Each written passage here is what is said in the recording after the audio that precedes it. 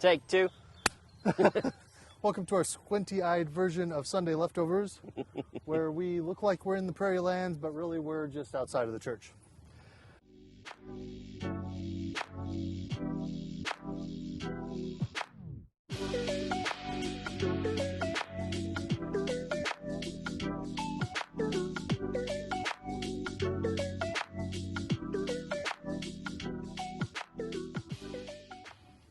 So what'd you do for Father's Day?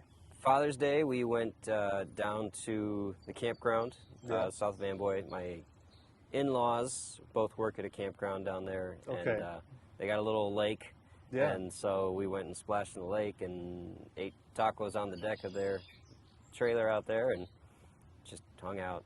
Came home, and we got a little pool in the backyard, and Anchor wanted to get back in the water again. I was like, okay, dude, let's do it. So whatever, he's loving swimming and playing in, waist-high water right now. So we did that, and it ended up being, there's two things he loves. It's baseball and dinosaurs. Yeah. So we ended up, I pitched him the ball. He wanted to stay in the pool, so I gave him a bat, and he's standing in our little 4-foot pool, whatever. Yeah, kiddie pool, whatever. Yeah, kiddie pool, and I'm pitching him the ball, and he's hitting the ball while he's standing in the pool. And he loved it. We did that for like an hour, and it was great. How about you? What'd you get to do? Well, we went and did some fishing. Leslie and I were fishing. The girls and Micah were mostly just running around in the water. Sweet. On the shoreline there.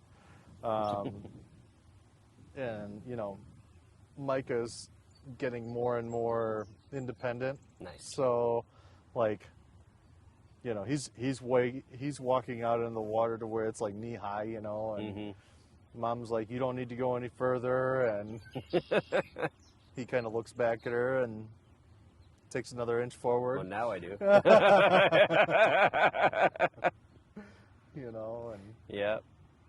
And then when I'm not paying attention, she looks over and he's sitting in the water. And he's not in trunks. Of course, we went to go fishing, not go swimming. So the next logical choice is we've got to swim in the water. Right. This must now be done. I think of the early church, and there was people that were like, they brought everything into this place. It was almost like a commune in the sense that everybody brought what they had to the table, whether they were a doctor or whether they were a woodworker or whatever. Yeah.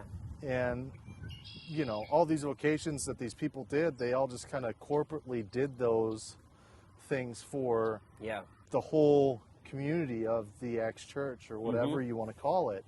Yeah. What was really awesome is you read that story of the birth of the church. They brought everything in, and then they took everything out. Right. They didn't just bring it in and stockpile it. I mean, the 12 were in charge first, and then they appointed 12 who would go out and serve. And so the original apostles, their main goal was to guide people through understanding the word, and to pray with them and to heal them and all that stuff. Like that was the specific calling that they seemed to have. And then they would ordain them. Immediately they ordained. They equipped disciples to go out and do the work. Right. And they themselves were going out and seeing. There's stories about people lining the streets who were not well, and Peter's shadow falling over them, and they were healed because of the presence of God, the power of God being active at that time. And so, I mean, the apostles themselves were going out and among people as well at that time. So there's a whole lot of just, they came together, they pooled their resources, and then immediately they took it out of, we're never told about them being up in that upper room again, I don't think. No. They're out and about in other people's homes and other places in the temple and all these other places doing the work. Right. That was a really neat thing that Pastor Bill took some time to really dwell on, the fact that there was a time where it was people would be pulled into churches. You see it in movies from the early 90s and before that. People just wandering into a church and having some sacred moment. And that's just not the case now. Right. It's just not it's not where the world is looking for answers. And so, he spent some time talking about the fact that if we're hoping that that's just going to be the case, we're kind of kidding ourselves. Right. It's going to be a much more important work to get out there and serve. Starts out, so the first 2 chapters, Paul has been making this huge case for the life we once lived and the work of Christ that has conquered life, conquered sin, conquered death. Right. And we have been baptized into a death like his. Right. And that's when he says, since then you have been raised with Christ. Yeah. Put to death the things of the world. Right. And he makes a list of the things of the world: sexual immorality, greed, avarice, all of these things that are just these earthly pulls, this gravity that sucks us back into the chaos of sin and death and life and all that. So he says, cast all of that off and instead put on these new clothes. Because, you are a new creation, so put on new clothes. Put on this new way of life. And he keeps with that metaphor of clothing. And Pastor Bill talked about that put on some clothes, for goodness sake. Yeah. He said it as just a joke because he had stumbled on some words and whatnot. But I was like, no, seriously, let's put on these things, for goodness sake. Right, and then that goes on to list. So, verse 12 is where we picked up on Sunday. It says, therefore, as God's chosen people, holy and dearly loved. And where it says God's chosen, that's where Pastor Bill was talking about vocation with everything. But holy and dearly loved, clothe yourselves with compassion, kindness, humility, gentleness, and patience. And then it goes through a list. We skip down to verse 14. It says, and over all these virtues, put on love, which binds them all together in perfect unity. I love that phrase. He says, over all these virtues, put on love, which binds them all together in perfect unity. It's like the belt that pulls everything together, right, or whatever the case is. It's just, that doing all this stuff in love. We can try to accomplish our list with a task-oriented mind, but if we're not doing it in love, as he told us in 1 Corinthians 13, it's a waste of time. We got to do these things. 1, we have to do these things. 2, we have to do them in love. So, yeah, I was thinking about that list, and I was kind of curious if you had a feeling which one you feel like, which one's your strength, maybe which one's your weakness. And so 6 things. I'm going to include love, which we should be doing with all of these things, but we'll make it a separate thing. So there's compassion, kindness, humility, gentleness, patience, or love. What do you think is your strength? What do you think is your weakness? It's either gentleness or patience. For which? For my weakness. Okay. My weakness is gentleness or patience, and I'm leaning towards gentleness being my weakness. Okay. Because I tend to throw myself at things. Okay. And then, so I can rush in at times, or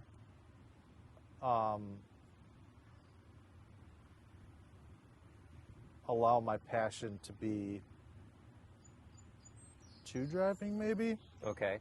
And so, to the point where you're running over things instead of. Yeah, it's just it's that mixture of obviously when anxiety is going on, when that's in the driver's seat. When anxiety is around, then I can be blunt and stick my foot in my mouth, or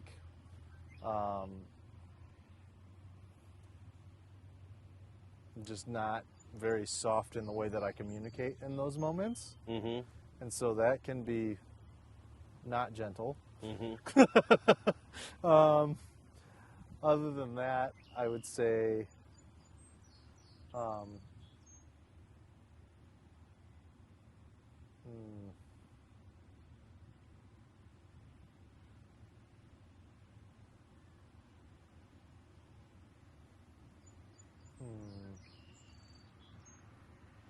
but at the same time, I could say compassion's a weakness too. Yeah.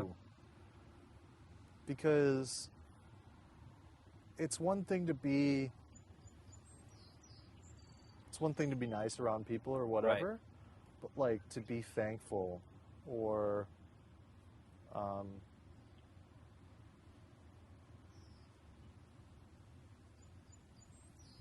yeah, I don't know. Mm-hmm. Strengths.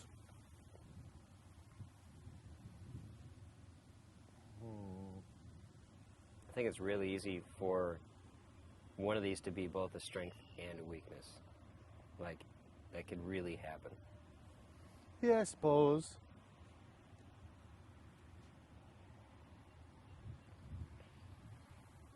Yeah, I mean, I can see how that could be true. Mm-hmm. I know that sometimes I can be,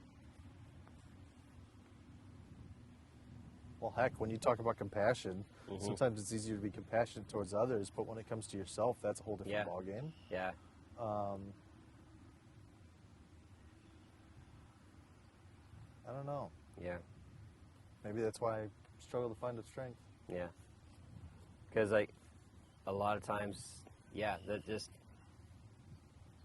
oh gosh, there's a movie. But there's a moment in there where this guy who's the trainer says to his guy, he's like, hey, watch your strengths. And the guy says, you know, this guy just got beat up. He's like, I think you're a little concussed. I think you meant to say watch your weakness, watch your weak spots. He said, no, dummy, I know exactly what I said. Watch your strengths. It's exactly where, because nobody guards their strong point. They guard all their weaknesses. And so it's just an issue. I've taken that and applied it to kind of a more spiritual level of like, as soon as we hit a high, we drop our guard, and Satan's armies will just pick us out because we're not watching our back anymore. You know, we're not taking the time to pray and do the spiritual things that protect our hearts, protect our minds. So I think any one of these strengths, as soon as we recognize them as a strength, it becomes a weakness, or it has the possibility of becoming a weakness. For me, I would say that my probably what I'm best known for is kindness. I think most everybody, if they said something about me, they'd probably, as they have in the past, they'd say, "Oh, he's so nice," you know. And there's goodness in that, but like I will be so nice that I'm not being honest. Sometimes. Right. That's just like, because I have to be nice. Danny Moore is nice. I have to be nice. Right. And I will not tell you what I'm thinking, which sometimes I shouldn't say what I'm thinking. That's called wisdom. But sometimes it's honestly. That's in 2 Corinthians. Yeah. But love honestly. does not boast, a.k.a. love knows when to shut up. Yeah. Okay, cool. Yeah. But there's definitely a time where it is more loving to be honest. To not say the nice thing, to not say what you want to hear, but to say the hard truth. Right. And to do that in a loving way, you know. But like, yeah, sometimes that's the gentleness side. That's the gentleness side of it.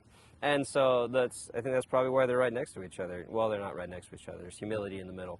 But yeah, I can definitely be too kind to the point that I'm not serving myself because I'm not doing the thing that I know I need to do or the thing that I want to do, and I'm overindulging someone else with the kindness. You know, it's not good for them either for me to be kind in that moment. So that one's a topsy-turvy one. So for that me. was the list again was Compassion, what? Compassion, kindness, humility, gentleness, patience, and with all of them, love.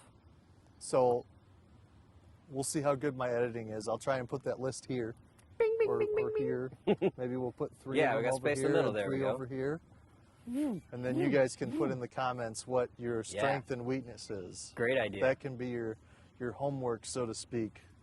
Thanks for joining us for Sunday Leftovers, and we hope you have a great and blessed week, and we'll see you all in the next one. God bless.